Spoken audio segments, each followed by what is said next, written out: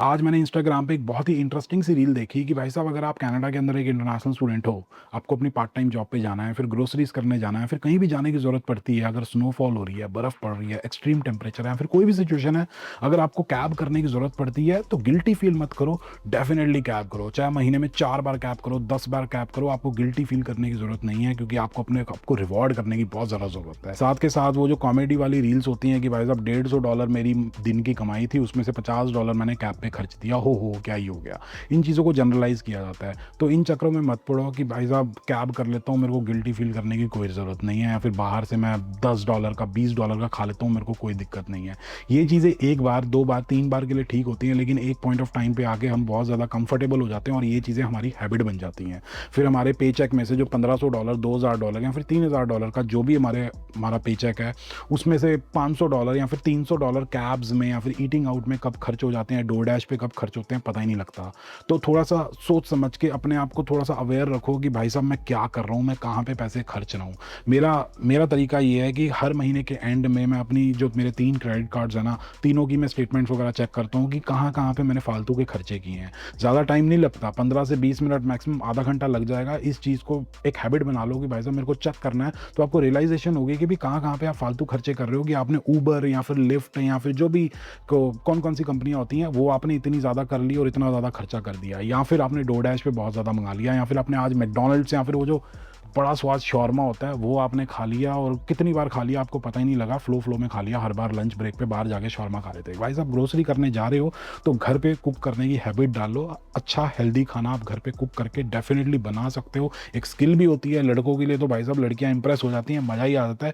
या फिर एक लाइफ लॉन्ग स्किल होती है कि भाई आपको कुकिंग करनी आती है तो कोई दिक्कत वाली चीज़ नहीं है, तो डेफिनेटली घर पे कुक करके बनाओ, बहुत ही बढ़िया रहेगा। मैंने तो काफ़ी सारे लोगों को देखा है कि भाई साहब टिम हॉर्टन्स, स्टारबक्स, सबवे, ये सारी चीज़ें भी डिलीवर कराई जा रही हैं, तो ये सारे काम मत करो। पैसों को आप जला रहे हो, वेस्ट कर रहे हो, फिर बाद में बहुत ज़्यादा रिग्रेट होता है कि भाई साहब इतना सारा पैसे मैंने बिल्कुल वेस्ट ही कर दिया। तो ये काम बिल्कुल भी मत करो। आराम से अपना घर पे पकाओ, जो मन करे वो पकाओ, यूट्यूब से सीखो, यहाँ से वहाँ से हर जगह से सीखो, और फिर बढ़िया स्वादिष्ट खाना बना के खुद भी खाओ, लोगों को भी खिलाओ, मेरे को भी कभी मिलोगे तो मेरे को भी खिला देना। फिर बात आ जाती है यार क्रेडिट कार्ड की। अब क्रेडिट कार्ड का सीन ये है कि लोगों के माइंड में ना क्रेडिट कार्ड का कुछ और ही हिसाब किताब बना हुआ है, उनके लिए कुछ और ही मतलब है कि भाई फ्री मनी होता है। अगर क्रेडिट मेरी लिमिट है $10,000 की, तो मेरे पास $10,000 पड़े हुए हैं। ऐसा नहीं है यार, $10,000 आपके नहीं है, वो आप उधार किसी और से ले रहे हो, मतलब बैंक से आप उधार ले रहे हो, या फिर जो भी क्रेडिट कार्ड कंपनी है उनसे आप उधार ले रहे हो, वो वापस करने होंगे। और काफ़ी सारे लोगों को तो समझ ही नहीं है कि भाई मिनिमम पेमेंट का क्या हिसाब किताब होता है, किस तरीके से पेमेंट्स वगैरह करनी होती है, क्रेडिट स्कोर किस तरीके से इंक्रीज होता है। यार देखो सीन ऐसा होता है कि जब भी आप क्रेडिट कार्ड को स्वाइप करके यूज करके कुछ भी चीज़ खरीदते हो, तो वो आपके ट्रांजैक्शंस में रिकॉर्ड हो जाता है।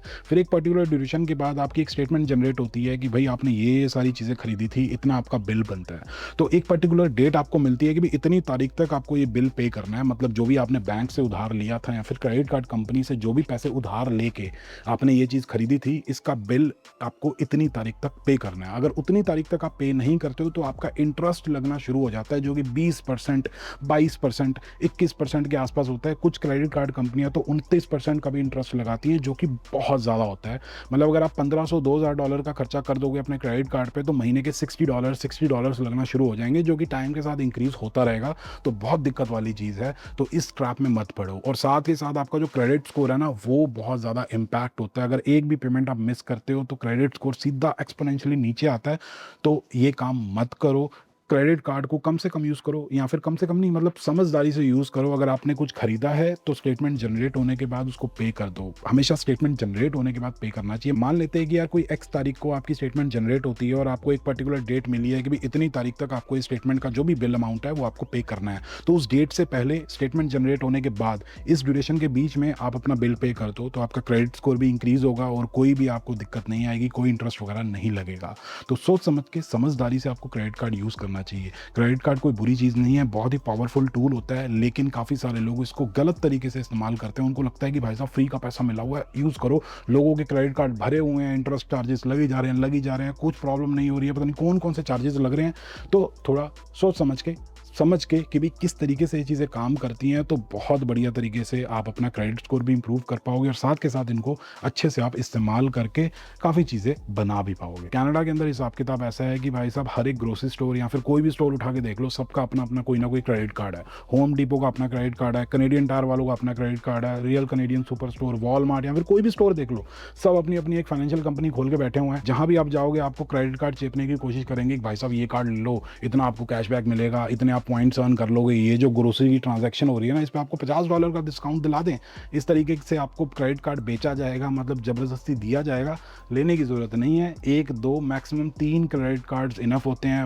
मैं पर्सनली 3 क्रेडिट कार्ड्स यूज़ करता हूँ। एक मेरा क्रेडिट कार्ड है गैस डलवाने के लिए कि भाई साहब जब भी मेरे को गैस डलवानी है उस पर्टिकुलर कार्ड से डलवाता हूँ, क्योंकि मेरे को मैक्सिमम कैशबैक, रिवॉर्ड्स वगैरह, पॉइंट्स वगैरह मिलते हैं। उसके अलावा दूसरा मेरा रेगुलर परचेजेस के लिए कि भाई साहब ग्रोसरी कर रहे हैं, किसी रेस्टोरेंट में डाइन इन कर रहे हैं या फिर कुछ टेकआउट हो रहा है, डोरडैश पे ऑर्डर कर रहा हूँ, तो उस क्रेडिट कार्ड से होता है, क्योंकि उसके ऊपर मेरे को कैशबैक बढ़िया मिलता है और मेरा जो इंटरनेट का बिल आता है फिर फ़ोन का बिल आता है उसमें मेरे को 1.5 गुना कैशबैक रिडीम हो जाता है, तो अच्छा हिसाब किताब बन जाता है।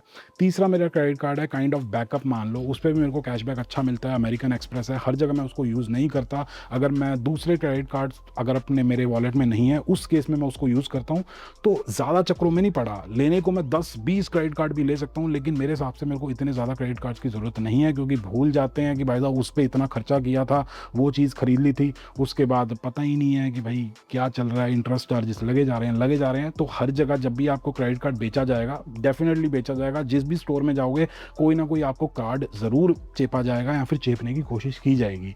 तो आपको हर वक्त उसको चिपकाना नहीं है, मतलब उसको लेना नहीं है। नो कहना सीखो कि भाई मेरे को नहीं चाहिए, मेरे पास ऑलरेडी इनफ प्लास्टिक है मेरे वॉलेट के अंदर। ये एक स्लैंग है कि भाई साहब मेरे पास इनफ क्रेडिट कार्ड्स हैं, तो मेरे को लेने की ज़रूरत नहीं है। तो ये हिसाब किताब है। बाकी यार अगर क्रेडिट कार्ड की बात चल रही है तो आप लोगों को ये भी चीज़ बताना चाहूँगा, थोड़ा सा आगाह करना चाहूँगा कि कुछ ऐसे स्टोर्स होते हैं जहाँ पे महंगा सौदा मिलता है। जैसे कि फर्नीचर स्टोर्स हो गए, आप बेड खरीदने जाते हो, सोफ़ा वगैरह खरीदने जाते हो, फिर कोई महंगी चीज़ खरीदने जाते हो, या फिर कुछ इलेक्ट्रॉनिक अप्लाइंसेस के स्टोर्स हो गए जहाँ पे फ्रिज ले लिया, वॉशिंग मशीन ले लिया, ऐसी चीज़ें मिलती हैं। तो वहाँ पे भी आपको उन स्टोर का कोई कार्ड या फिर क्रेडिट कार्ड वगैरह कुछ ना कुछ चेपा जाएगा, दिया जाएगा। एक तरीका तो ये होता है बेचने का कि भैया अप टू $200 आपको ऑफ मिल जाएंगे जो भी चीज़ आप खरीदोगे, जो भी आपकी परचेज होगी। लेकिन एक्चुअल में टर्म्स एंड कंडीशंस पढ़ोगे तो आपको ये पता लगेगा कि अगर $20,000 की, $10,000 की कोई चीज़ खरीदोगे या फिर एटलीस्ट $5,000 की कोई चीज़ खरीदोगे तो आपको $200 ऑफ मिलेंगे। बंदा क्या होता है 1,000, 1,500, $2,000 की चीज़ खरीदने के लिए, तो उस केस में आपको सिर्फ $50 ऑफ मिलते हैं। तो वो लेवल के हिसाब से होता है, जितनी महंगी खरीदोगे उतना ज़्यादा आपको डिस्काउंट मिलेगा या फिर आपको वो ऑफ करेंगे $200, $250 या फिर $300। दूसरी चीज़ आपको ये बोल के बेची जाती है कि भाई साहब 6 महीनों तक आपको कोई भी पेमेंट नहीं करनी है, या फिर नो इंटरेस्ट पेमेंट्स हैं, या फिर 3 महीनों तक या फिर 12 महीनों तक कोई पेमेंट नहीं करनी है, उसके बाद आप पेमेंट कर सकते हो, अपनी किस्तें स्टार्ट कर सकते हो या फिर फुल पेमेंट कर सकते हो। इसमें होता क्या है कि गलती से अगर आप पेमेंट मिस कर देते हो, मान लो कि आप कोई चीज़ खरीदने गए, आप सोफ़ा खरीदने गए या फिर आप कोई वॉशिंग मशीन खरीदने गए, उन्होंने कहा कि भाई 6 महीने तक आपको कोई भी पेमेंट नहीं करनी है। आप 6 महीने तक कोई पेमेंट नहीं करते हो, लेकिन छठा महीना जैसे ही खत्म होता है, 7वां महीना जैसे ही शुरू होता है ना, तो और आपने अगर पेमेंट नहीं की होगी तो पिछले 6 महीनों का वो इंटरेस्ट लगा देते हैं। मतलब fine lines, terms and conditions अगर ध्यान से पढ़ोगे तो ये चीज़ लिखी होती है, पोस्ट डेटेड इंटरेस्ट, पता नहीं क्या ही होता है, तो वो इंटरेस्ट लग जाता है। अगर 1,500, 2,000, $2,500 की कोई चीज़ खरीदी होगी ना, तो $300, $350 तक का आपको इंटरेस्ट लग जाएगा, क्योंकि इन क्रेडिट कार्ड्स के अंदर जो इंटरेस्ट होता है वो काफ़ी ज़्यादा होता है, 26%, 29%, ये हिसाब किताब होता है। तो सोच समझ के, पहली बात तो जो फाइन लाइंस होती हैं, जो टर्म्स एंड कंडीशंस होती हैं, उनको ध्यान से पढ़ लेना। मेरे हिसाब से तो एसोसिएट वगैरह से पूछोगे तो कुछ ना कुछ वो छुपाते ही हैं, मतलब पूरे तरीके से सारी चीज़ें नहीं बताई जाती, बोल देते हैं भी टर्म्स एंड कंडीशंस आप पढ़ सकते हो। इवेंचुअली जब आपको कोई इंटरेस्ट लगता है तो नुकसान हो जाता है, मतलब जितना बचाया होता है वो $50-100 जो आपको डिस्काउंट मिला होता है उससे ज़्यादा आपका नुकसान हो जाता है।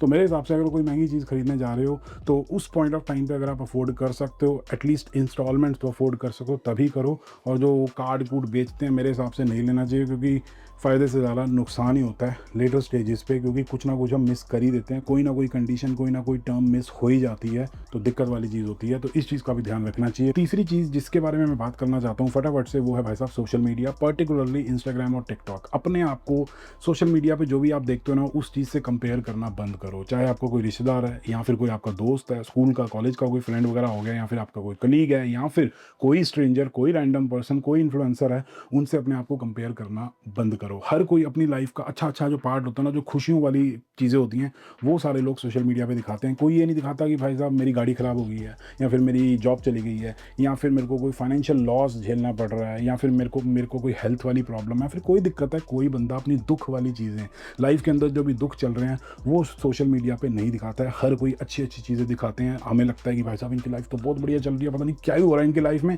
मेरी लाइफ भी बेकार चल रही है, मेरे को ही जॉब नहीं मिल रही है, मेरी ही पीआर नहीं हो रही है, या फिर मेरे को ही हर एक प्रॉब्लम आ रही है।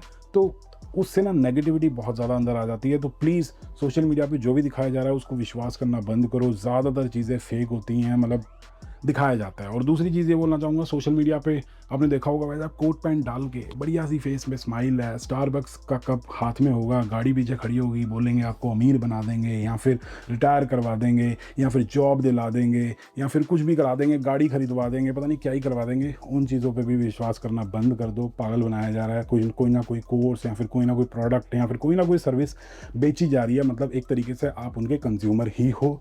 तो प्लीज़ सोशल मीडिया को एंटरटेनमेंट की तरह लो कि भाई साहब स्टार्ट किया है, खोला है, एंटरटेनमेंट है, देख दुख के ख़त्म करो। आप देख ही सकते हो, अगर आप न्यूज़ वगैरह फॉलो करते हो ढंग से, तो कनाडा के अंदर क्या हिसाब किताब चल रहा है। मुंह पे स्माइल है, कोट पैंट डाला हुआ है और बातें कर रहे हैं बड़ी बड़ी, लेकिन बैकग्राउंड में क्या चल रहा है, फ्रॉड चल रहे हैं, पैसे मारे जा रहे हैं, लाइसेंसेज वगैरह कैंसिल हो रहे हैं, उनकी जो फर्म्स वगैरह हैं वो बंद हो रही हैं।